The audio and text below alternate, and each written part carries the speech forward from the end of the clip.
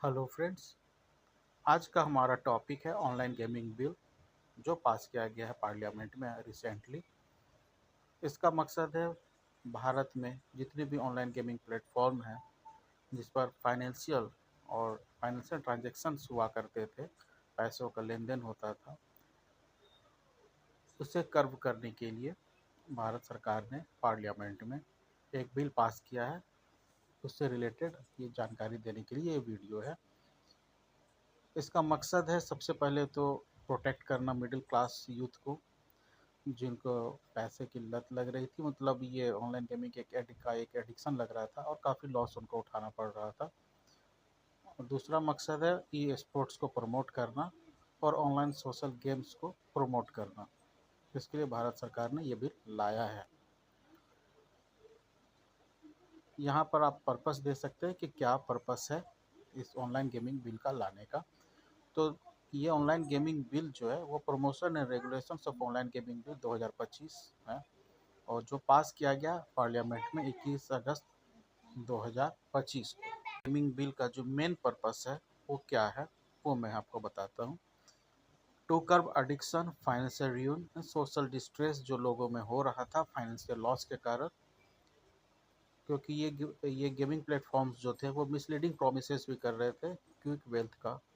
इसी कारण से इसे बंद किया गया। दूसरा है कि वर्ल्ड हेल्थ ऑर्गेनाइजेशन जो है ये gaming disorder as a health condition भी का बताया गया कि काफ़ी हेल्थ कंडीशन इससे बिगड़ रहे हैं बच्चों के, मेंटली काफ़ी स्ट्रेस हो रहा है, और ये एक डिजीज़ के रूप में इसे बताया गया वर्ल्ड हेल्थ ऑर्गेनाइजेशन के द्वारा। Families low have lost their savings, काफ़ी फैमिली अपनी सेविंग्स तक लॉस कर दे रहे थे। कुछ बच्चे जिसमें फाइनेंशियल ट्रांजेक्शन कर दे रहे थे, काफ़ी बिना बताए क्रेडिट कार्ड से अटैच हुआ करता था, जिसके कारण फैमिलीज को काफ़ी लॉस उठाना पड़ रहा था। Young people have fallen into addiction, जो नए बच्चे थे उन पे एडिक्शन हो रहा था। इसके लिए वो क्या हो रहा था, इसके कारण लोग सुसाइड तक कर ले रहे थे। इसके कारण इस बिल का लाना काफ़ी ज़रूरी लगा भारत सरकार को, और इस कारण से वो लाया गया है 21 अगस्त 2025 को। इसमें सरकार ने एक बैलेंस्ड अप्रोच अपनाया है ताकि दोनों चीज़ के बीच बैलेंस हो सके, ऑनलाइन गेमिंग और ये जो ऑनलाइन ट्रांजेक्शन्स हो रहे थे उसके बीच में। जैसे it recognises the online gaming sector as one of the most dynamic segment of the digital and creative economy. Bharat सरकार ने ऑनलाइन गेमिंग सेक्टर को एक डायनेमिक सेगमेंट के रूप में माना है, जो एक creative economy and significant opportunities provide करता है लोगों को अपना करियर बनाने के लिए। It encourages e sports, Bharat सरकार ने इस बिल के तहत ई स्पोर्ट्स को प्रमोट किया है। जैसे कि which are organised competitive video games, आप यहाँ पर आप ऑर्गेनाइज कर सकते हैं competitive video games, and promote safe online social and educational games को प्रमोट करने की बात कही है। It clearly separates constructive digital recreation from betting, gambling, and fantasy money games that exploit users and false promises of profit। ठीक है, यहाँ पर ये बताया गया कि जो बेटिंग गैम्बलिंग के थ्रू पैसे अपने गंवा रहे थे बच्चे, उसको कर्व करने की बात की गई है। अब ऑनलाइन गेमिंग सेक्टर को अब समझने की ज़रूरत है कि वो किस तरीके से बांटा गया ऑनलाइन गेमिंग सेक्टर को। तो ऑनलाइन गेमिंग सेक्टर को 3 सेगमेंट्स में बांटा गया है। एक है ई स्पोर्ट्स, दूसरा है ऑनलाइन सोशल गेम्स, और तीसरा है online money games. E sports के थ्रू क्या है कि कॉम्पिटिटिव इन्वायरमेंट पैदा करना, लोग ई स्पोर्ट्स खेलें, ठीक है, क्योंकि वहाँ पर क्रिएटिविटी का काफ़ी रोल है। ठीक है, वहाँ लोग क्रिएटिव बच्चे वहाँ पर अपना करियर बना सकते हैं। दूसरा online social games, these are casual games, ये जो छोटे छोटे सोशल गेम्स होते हैं जो सोशली आदमी खेल सकता है, ये ऑनलाइन आप खेल सकते हैं, उस पर फोकस किया गया है। और तीसरा था ऑनलाइन मनी गेम्स, जिसको बैन किया गया है। फाइनेंशियल स्टैक्स आर इन्वॉल्व, जिसमें पैसे लगे होते थे, ठीक है, फाइनेंशियल लॉसेस हो रहे थे, लोगों के मनी लॉन्ड्रिंग हो किया जा रहा था इसके थ्रू, और इसके कारण काफ़ी डिस्ट्रेस के कारण लोग सुसाइड तक कर ले रहे थे। अब बिल क्यों नीड क्यों ज़रूरी था वो हम बात कर लें। तो राज्यसभा में बोलते हुए union minister of electronics and information technology Shri Ashwini Vaishnaw ने कहा, according to an estimate 45 crore people are negatively affected by online money games and faced a loss of more than 20,000 crore because of it. इतना लॉस हो चुका और 45 करोड़ लोग affected. The government has acted to close these gaps and protect citizens। उनके लिए लाया गया है। एडिक्शन और फाइनेंशियल ड्यून जो हो ही रहे थे, मेंटल हेल्थ एंड सुसाइड्स तक हो रहे थे, फ्रॉड एंड मनी लॉन्ड्रिंग भी हो ही रही थी इससे। And threat to national security, investigation have shown that some gaming platforms were being used for terror financing and illegal messaging के लिए भी यूज हो रहा था।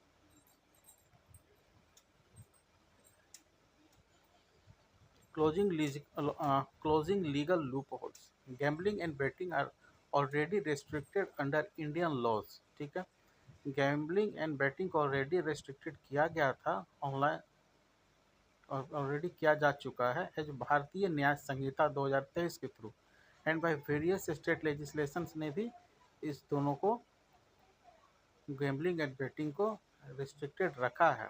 ठीक है, बट ऑनलाइन डोमेन जो था वो अनरेगुलेटेड था अभी तक। ठीक है, इसके लिए भी ये बिल का लाना काफ़ी ज़रूरी था, ताकि ये जो एक लूपहोल हो रहा था कि ऑनलाइन तो हम मना नहीं किए हैं, तो वो उसके लिए उस लूपहोल को भी बंद कर दिया गया इसके थ्रू। The bill ensures that the same standards apply in both physical and digital spaces. अभी तक गैम्बलिंग और बेटिंग जो है सिर्फ फिजिकली बंद था, जहाँ फिजिकली चल रहा था, और डिजिटली इस पर कोई रेगुलेशन नहीं था, क्योंकि डिजिटली रेगुलेशन इस पर नहीं था अभी तक, इसीलिए इस बिल का लाना काफ़ी ज़रूरी था। Encouraging and healthy alternatives, the bill also makes a space for positive digital encouragement। E-sports will be promoted as legitimate sport, while social and educational games that build skills and cultural values will receive government support।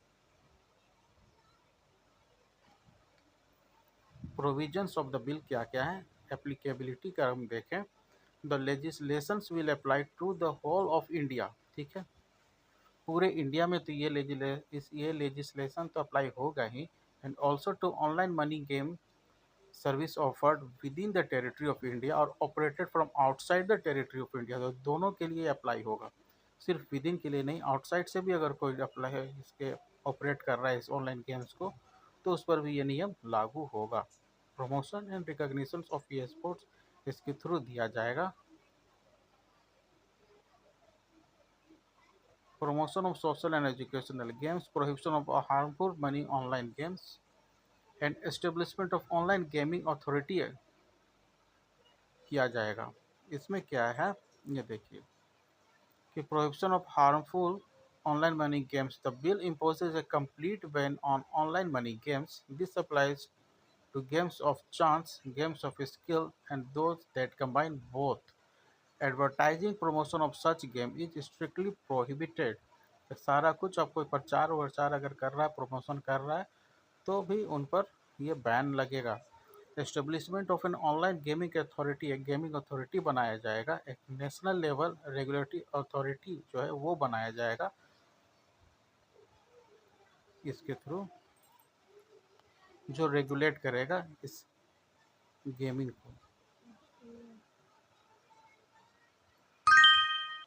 अब देखिए offences and penalties क्या क्या लगेगा वो बताया गया। Offences and penalties क्या क्या लगेगा वो बताया गया है। Strict punishment have been introduced इसमें।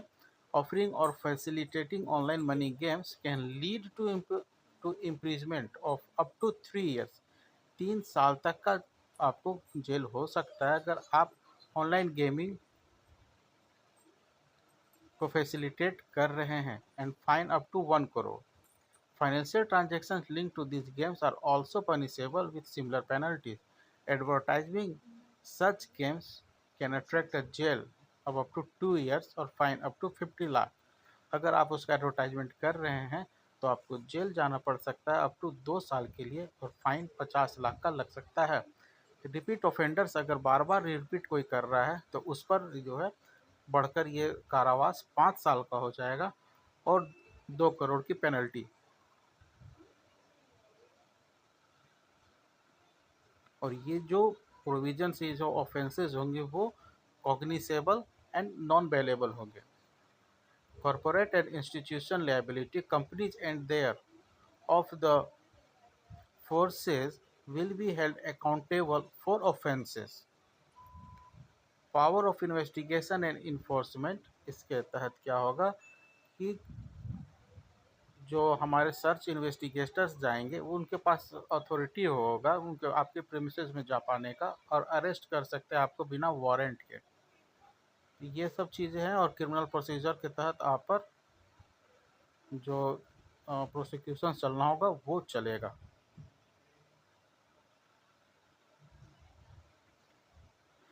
Other notable initiatives to counter the risk of online gaming, वो यहाँ बताया गया है। Information technology act 2000 and related rules क्या क्या होंगे वो बताया गया है।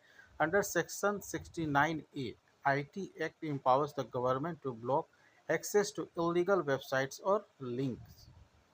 Between 2022 and June 2025 1524 betting games जो हैं, बेटिंग और गैम्बलिंग वेबसाइट्स जो हैं वो ब्लॉक किए जा चुके हैं इस नियम के तहत। Information technology 2000 and related rules ये है।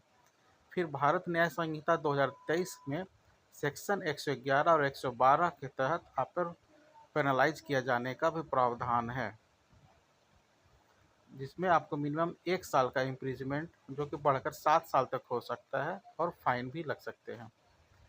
फिर है IGST act, integrated goods and service tax act, इसमें आपको लग सकता है illegal and offshore gaming platforms, जो ऑफशोर गेमिंग प्लेटफॉर्म्स है are regulated under the IGST act.